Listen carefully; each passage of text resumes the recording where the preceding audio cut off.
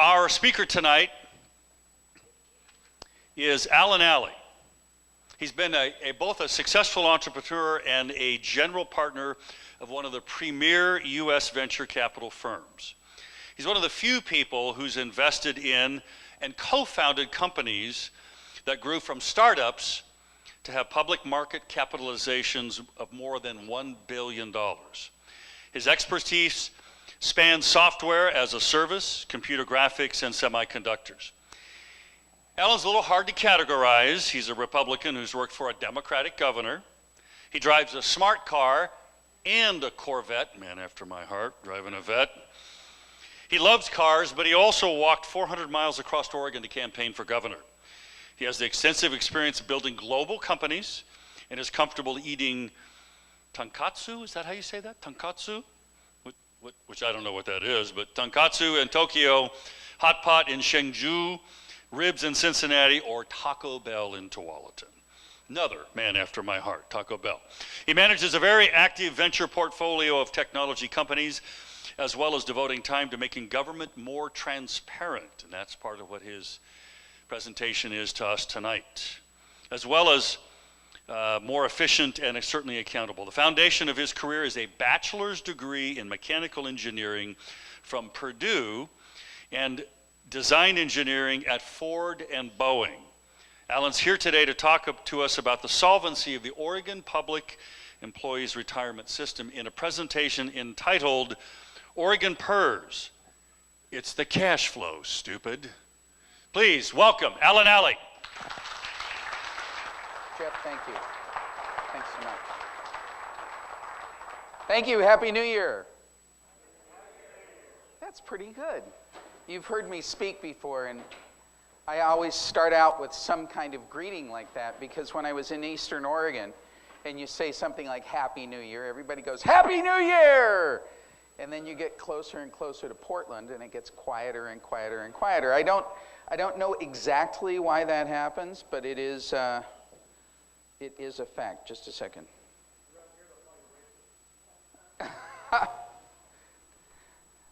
So one of the things, I don't know if you guys have you followed that the state of Oregon doesn't want me to call myself an engineer? Have you heard this? Yeah. So I can say I was trained as an engineer, and I'll leave it at that for now. And this is a culmination of many years of running for office. Because I don't know if you recall, I originally started out, I ran for state treasurer, and then I ran for governor. And through that process, I'm a very curious, kind of problem-solving person that was trained in engineering. And I really wanted to understand, what are these issues? And why is it that some of these things just didn't add up as I went through this process? And as somebody that was trained as an engineer, I just look at things a little bit differently. I'll give you an example. When I worked for the Governor Kulingoski, we went out and played golf one day. We're playing golf, and he's kind of a type A personality, and the people in front of us were playing really slowly, and it was irritating me, and it was irritating the governor. And we got, it's like one of these 5-6 hour rounds. It's super annoying. We get up to about the 13th hole, and the marshal comes over. He says, geez, I'm really sorry, but the group in front of you is a group of blind golfers. This is a program that we've started. And the governor goes, oh my goodness, a group of blind golfers, what a wonderful program. Is there anything that I could do to help you? Could we develop some kind of program? Or, hey, golfers are rich, we could just tax the golfers. They're 1%ers, and then we'll take that money and we'll fund this program and we'll expand it, and this will be great. We'll offer free golf for the blind golfers. And he turns to me and he goes, Alan, what do you think? And I said, why don't they just play at night?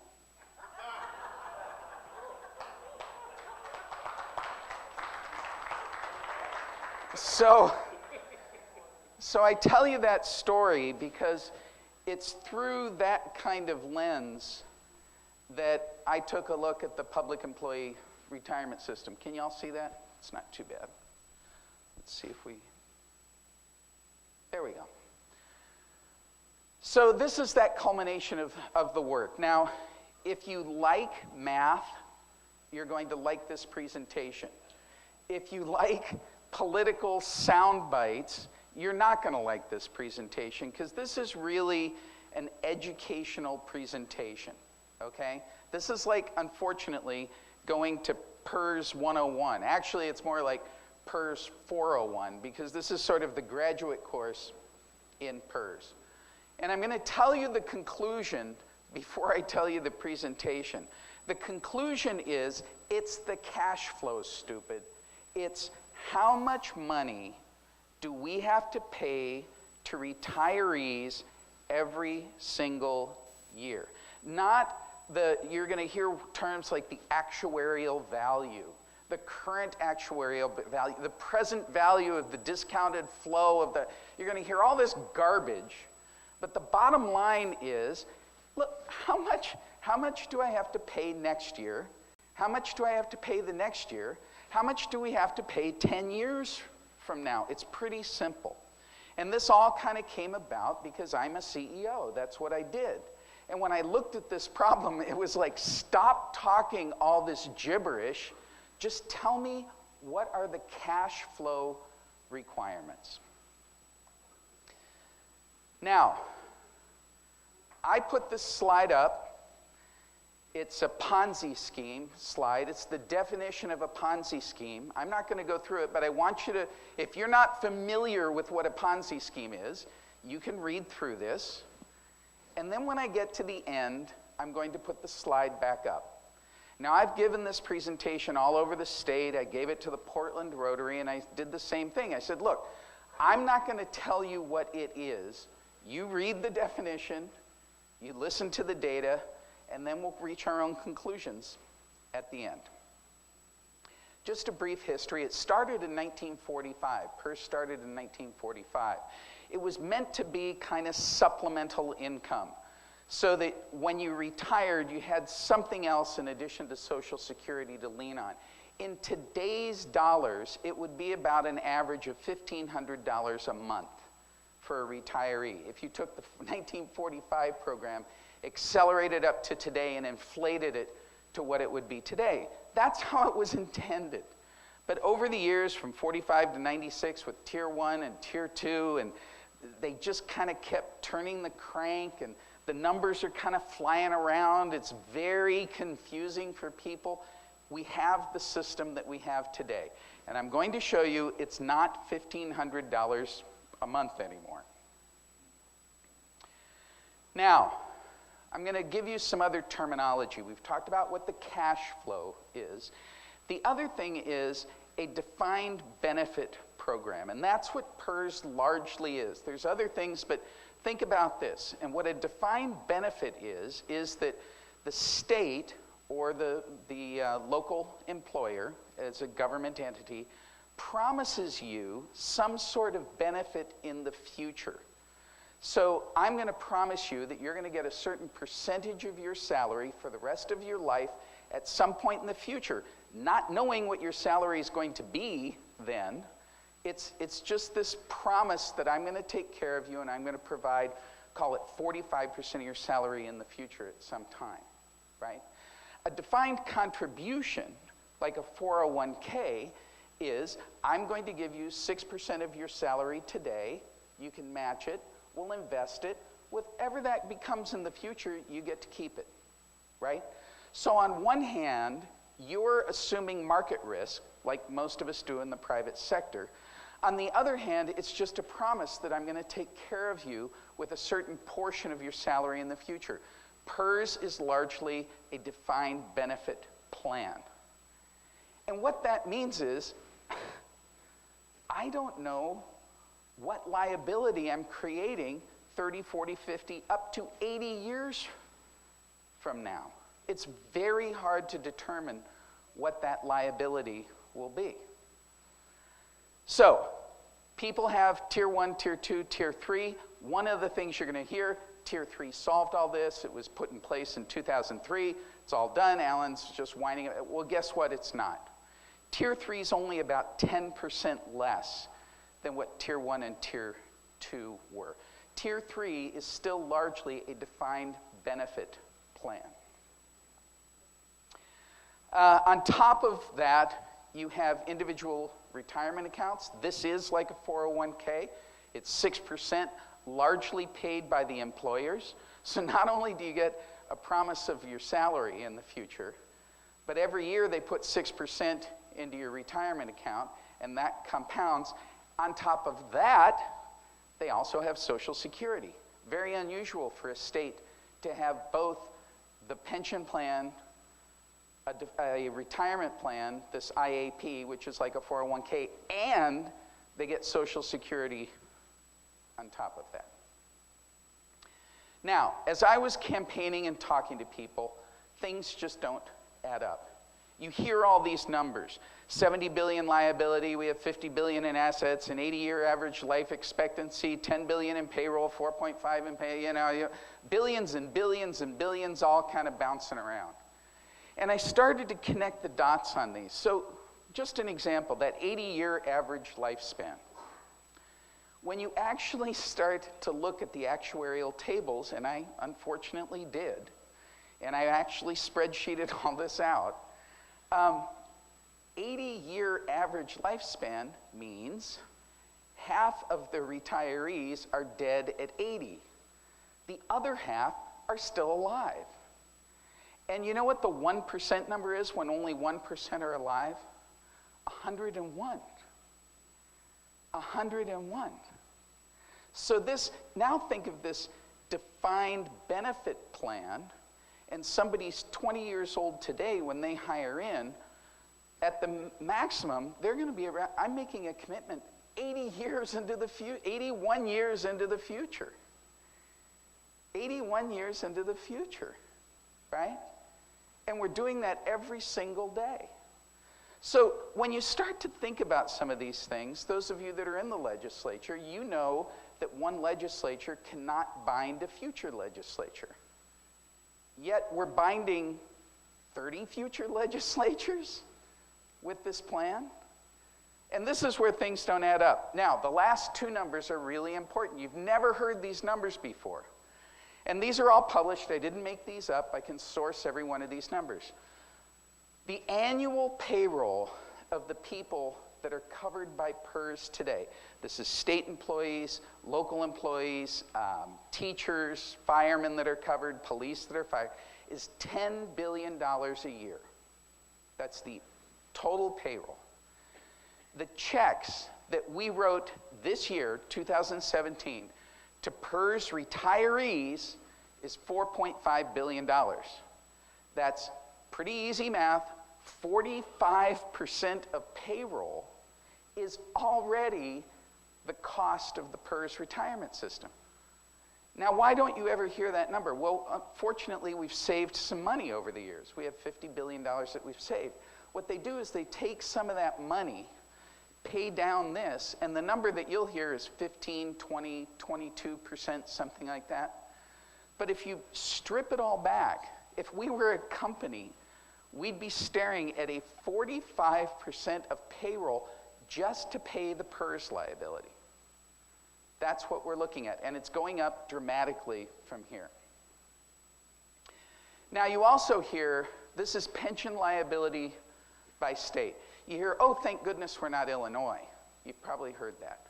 Well, Illinois is saying, oh, thank goodness we're not Oregon.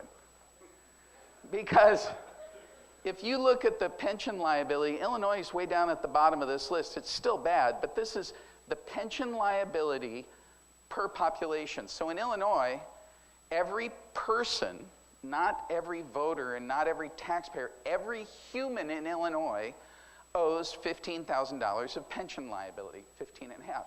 Oregon, oh, aren't we lucky? We owe a little over $17,000 in pension liability. Every person, every kid, every baby, not your pets, but every other person owes that. Now, if you update that number to today, it's almost $19,000, and we move into third place behind Alaska and New Jersey. Now, Alaska has a little different situation because they have the oil money that can come in and offset that liability. New Jersey's just New Jersey, right? They're just in trouble. So it all boils down to this chart. And I actually took all the data and I created this chart. I synthesized this chart given the data that I had, the public information that I had. And then I found this chart. And I took my chart that I made, and I took this chart, and I overlaid them, and they're the same chart. So now I've done the ground up analysis, and then I found this chart. Now this is a chart done by Milliman, who is actually the PERS actuary. And Milliman, the PERS actuary, is the company that we retain, the state retains, to predict what this defined benefit is going to be 80 years into the future, right? I don't know what we pay Milliman, but it's not a small amount of money. And what Milliman does is they produce this chart. And this chart says the actuarial liability, that's the liability that you hear about all the time, is $77 billion. And there are 339,000 people covered, 339,000 people covered by that actuarial liability. What that includes is about half of them are retired, about 160,000 are retired, and half of them are currently employed, about 160-some thousand are currently employed. And that assumes a market rate of return of 7.2%, right? That gives you that actuarial liability. So I saw this chart and I was very excited, and I looked at it, and if you look over here, it goes 2.5 billion, 5 billion, 7.5 billion, and that means that in this year, 2017, that little first bar, that's about the $4.5 billion, and you see next year it gets up to almost 5, and by 2019, it's breaking through $5 billion. That's the cash check that you have to write to those retirees. I was very excited when I found this chart. And then I started looking and I went, wait a minute. That's 7.5. Those tall ones are like 8 billion. So you go 1, 2, 3, 4, 5, 6, 7, 8, 9, 10. This is 30 years. Wait, that's not $77 billion, right? If you just total the height of every one of those bars, that's not $77 billion. It's actually $209 billion. The cash checks that we're going to be required to write are not $77 billion. They're $209 billion. And as the CEO of a business, I don't care what your discounted future value actuarial hocus pocus dumb liability is, right? I care that in 2031, starting around then, we have to come up with $8 billion a year, $16 billion a biennium, right? The entire general fund is like 20, right? All of the income tax in the state is about 20, right? You're talking about 100% increase in the income tax to cover this liability from where we are today. And as far as I can tell, I'm not sharing with you numbers that I made up. I'm just taking the numbers that they publish and I'm showing them to you with a little narrative that goes behind it. Another thing to think about here, 339,000 people. Now, how many of you either have PERS, have a family member like a spouse or a child or parents that have PERS? Raise your hand. Yeah, that's about right. So if you think about it, 339,000 people. Let's see if this will cancel.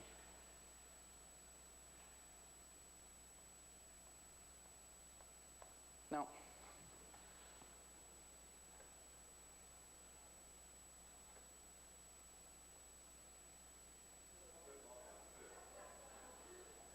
There. Yeah, no, it's much more complicated than that. But 339,000 people, if there's about 4 people per family, that's over 1 million people. What does it take to win a statewide election? About 1 million votes, right? And if you think about it, those of you that have people on this, If you have a child, if you have a brother or a sister, or if your parents have PERS, they turn from potential financial liability to financial asset. Meaning, I worry about, if my mom is going to be okay, and do we have to provide for her and save a little bit of money, or even with my sister, maybe that's a possibility that in the future, if things don't go well for her, if they're on PERS, giddy up, right? They actually will probably end up with significant net worth. And I'm talking over $1 million significant net worth. They become an asset rather than a potential liability. It is a huge difference. And when you get into the politics of trying to change this, these are things that you have to take into consideration. So, where do you get that actuarial liability? What they do is you take 7.2% and you discount this number back by 7.2%. So I take it discount, discount, discount, discount, discount, discount, discount. And you do that for 30 years, and then you take the next one, you do it for 29, the next one for 28, and this is the little thing that you get. So you see today, that first bar stayed the same because we're not discounting it back. But that last bar, this last $8 billion bar out here is now only about, that's not even $1 billion. If you sum up those bars, you get $77.3 billion. And if you look at it that way, it doesn't look so scary, right? But that's what they did. And it's not illegal. It's actually in GASB, the generally accepted financial accounting principles for government. It is what it is. That's the way you calculate this liability. They didn't do anything wrong. They did it right. I think it's just fallacious and misleading, right? Because you're all on the hook for $209 billion. You're not on the hook for 77.3. To give you an example, I did this presentation in Roseburg, so I picked a house in Roseburg. This is a $400,000 house in Roseburg. It was actually for sale. I said, I'm going to go buy that house, 4% interest, 30-year fixed. I got a great deal. I didn't put any money down. And you all know this is exactly when you get to closing what that liability is going to look like. You're going to pay about $2,000 a month, a little less than that, for 30 years, right? You're going to pay your $400,000 in principal back, and you're going to pay $287,000 in interest. And when you sign those documents, they say, Alan, you understand, you're signing up for $687,487 liability, even though that house only costs you $400,000. You understand that, don't you, Alan? Yes, I do. Sign this one. Yes, I do. I understand that, right? But the way the government looks at this, when they do their math, they discount those liabilities back. And if you discount those liabilities back at 7.2%, that liability becomes $281,000. I know, this seems like hocus pocus, right? Well, it is. Because nobody is going to say that that $687,000 liability is actually only worth $281,000. No how, no way, right? When you go out to get a car loan, they're not going to say, oh yeah, that's $687,000. You're going to make 7.2% on your invested capital, and we're going to discount that back, and we're only going to count it for $281,000. Don't worry about it, right? No. No. It's $687,487, period. Yet when we calculate the PERS liability, this is what we do. This is what we've done. So, here's our liability. The other thing is they don't break it out by tier 1, 2, tier 3. It makes it, they confuse everything, but this is the liability. Now, that liability only goes out 30 years. If you go all the way out till they're all dead, now I had to factor this, I now have $344 billion that you're on the hook for, right? Because you're not going to just stop after 30 years, right? You have to keep paying. The other thing is, that assumes, this previous chart, and this is the assumption that they use, that by 2078, they're all dead and there are no state employees. Right? No, that's the assumption. I'm not making this stuff up. The assumption is all the retirees are dead. We never hired another person, ever, right? And all the teachers ended up retiring and dying. So there's no teachers, there's no police, there's no fire, there's no legislators, there's no nothing, right? That's what this assumption is. When you add in those new hires, and I know I've underestimated this, now I'm up to $542 billion liability, right? Based on some pretty low assumptions in terms of we're hiring people. In fact, for about the last 25 years or so, we are hiring people at state, local government faster than the population growth of the state. Now, there's reasons for that, not good reasons, but one of the reasons is this $4.5 billion, remember that number? And the $10 billion payroll, that's 45%. Well, if I can make the payroll 20 billion, right, it's only like 22%. So their answer to the problem is hire more people and pay them more. So if I could like raise the minimum wage to 15 bucks an hour and inflate all the salaries and inflate that payroll, the retirement benefit seems smaller as a percentage of my overall payroll. And that's what they've been doing. So myth one, tier 3 solved the problem. I'm just going to take you through an example. This is somebody that hires in now in 2017, $15 an hour, no overtime, no vacation accrual with a 2% average increase, kind of a baseline. Over their lifetime, they're going to make $1.3 million. That's just what they make in 30 years. So now they're 51 years old and they're going to retire.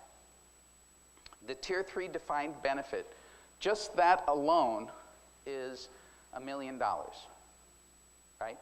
That's 45%, that little drop there is 1.5% times their number of years of service times the average of their last 3 years of salary. It's just this number. No funny business, no spiking. Remember that 6% that they were squirreling away? Well, if you assume just a 6% market rate of return, not 7.2 like they said, that's another $500,000 roughly. And remember I said you get Social Security on top of that? This is what the Social Security benefit would be. And this is if they die at the average age of 81. The total is $2 million. So they earned 1.3 during the time that they were employed. The retirement benefit total that they will receive is $2 million. So one moral of the story is have your kids become teachers or state employees of some sort, because nobody's getting this kind of retirement benefit, right? Now, one of the things that you should understand, and I've written a lot about this, I've written some articles about it, I don't go after the employees. They didn't do anything wrong, right? It's like if you bought Apple stock in 1984 and you now have millions of dollars of Apple stock, I'm not going to go say, hey, you made too good of a decision in 1984, give me some of that back, right? They made an economic decision back in 84 and 94 and 2004. They made a good economic decision. I don't think we should go back and change their benefits. And in fact, you can solve this problem without doing that. Myth 2, the problem is the rate of return. You've heard people say, oh, well, went from 7.5 to 7.2, and what if it was 5 or 6? And well, the bottom line is When you go from 7.5%, which is what it was, the actuarial liability is $75 billion, not $77 billion. When you go to 7.2, the actuarial liability becomes 77. The cash flow is still $209 billion. The cash flow didn't change. And if you go to 5%, the actuarial liability is $100 billion. The cash flow is still $209 billion. It doesn't change. And that's why I want people to talk about the cash flow. It's the one number that never changes. Never changes. You can't jack around with the cash flow. You can play all kinds of hocus pocus with assumed rates of return and all this kind of stuff, and that's what they tend to do.